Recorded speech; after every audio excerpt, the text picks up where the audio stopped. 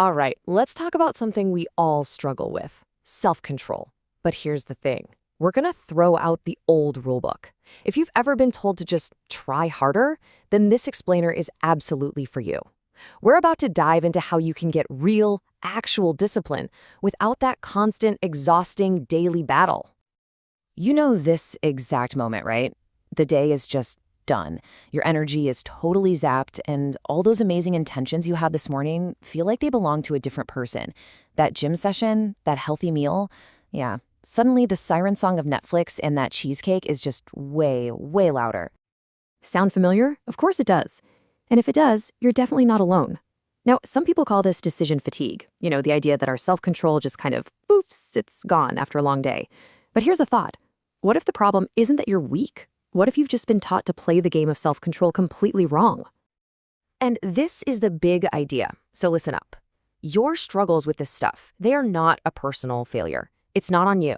It's the result of a totally flawed, broken model of willpower that, let's be honest, we've all been fed. So it's time to learn a new way, a much, much more effective way. So first things first, let's just completely dismantle that broken model. We're going to look at 3 huge myths about willpower that are probably keeping you stuck in that awful cycle of, getting all ambitious and then feeling disappointed. Okay, this is where it gets really interesting because this stuff goes against pretty much everything we've been taught. First off, myth number 1, willpower is a muscle.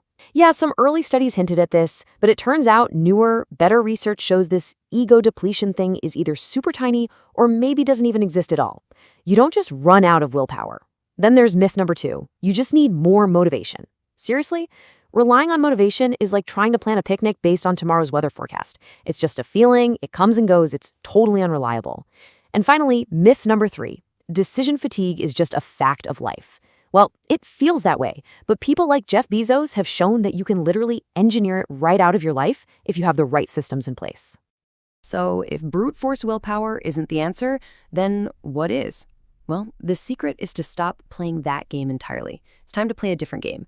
One where you give yourself an unfair advantage, where the right choice is actually the easiest choice. And this quote, this really hits the nail on the head. The whole point isn't to become some kind of disciplined superhero with a cape and everything. No way. The real goal, the smart goal, is to build systems that make discipline automatic. It's about becoming an architect of your life, so you don't even have to fight that battle at 9 p.m. Okay, so how do we actually do this? Where do we start? Well, the first step is to load up your mental toolkit. We're talking about a set of decision-making filters that can slice through confusion and give you instant clarity on any choice you have to make. They make the right path just pop out. Okay, check out this first tool. It's a game changer. It's called the 10-10-10 rule. It's super simple. For any decision, just ask yourself, how will this make me feel in 10 minutes? How about 10 months? And in 10 times years? Think about it. That cheesecake feels amazing in 10 minutes, but 10 months of making that choice, you feel pretty terrible. A tough workout is the total opposite, right? Hard for 10 minutes, but 10 months later you feel powerful. This little mental trick can completely flip your perspective in a split second. And that's just one. There are a ton of these quick filters. You've got Jeff Bezos's regret minimization framework. Just ask yourself which choice you'll regret less in 10 years. Or try this one. Picture your 70-year-old self. What would they tell you to do? Think about whether a choice opens up new possibilities, expands your future, or if it just shrinks them.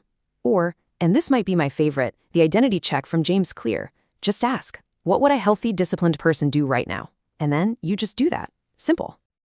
Now, these mental filters are powerful, for sure. But the real magic, the place where this all clicks into place, is when you stop trying to change yourself and you start changing your environment. This is how you make good choices the default, automatic. This quote from BJ Fogg at Stanford, it just says it all, doesn't it? Your environment, your surroundings, are constantly pushing and pulling you in certain directions, whether you notice it or not. So the key is to stop being passive and to take conscious control. Don't leave your success up to chance and hope for the best. So just how powerful is this idea of designing your environment? Well, get this. There's one simple technique, just one, that has been shown in studies to boost your chances of actually following through on a goal by 200 to 300%. That's not a small improvement. That is a staggering, game-changing number. So, what is this magic technique?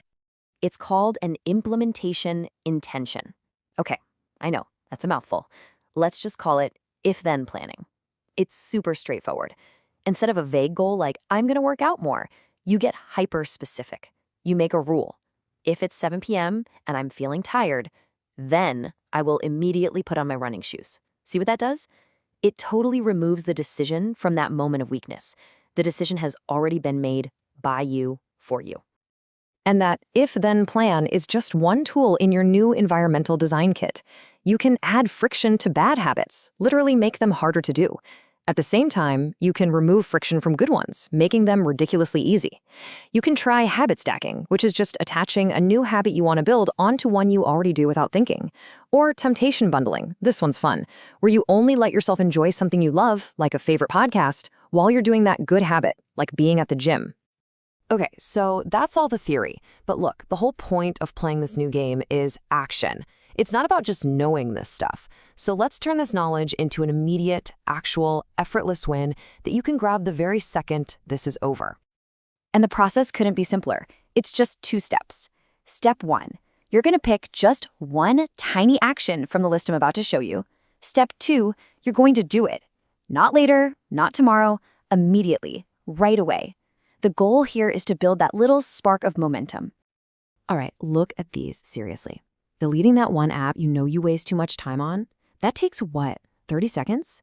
Moving your phone charger out of your bedroom tonight? A minute, tops. Texting a friend to set up a commitment device? Maybe 90 seconds. These are not big, scary things. They're tiny, so pick one. Right now, as you're listening, decide which one of these you are going to do. Because once this clicks, I'm telling you, everything changes. The question in your head is no longer, how can I force myself to do this? It changes into something way more creative, way more exciting. You've got the tools now. You understand the systems. You don't have to just try harder anymore. So the real question is, what are you going to build now that it's all become effortless?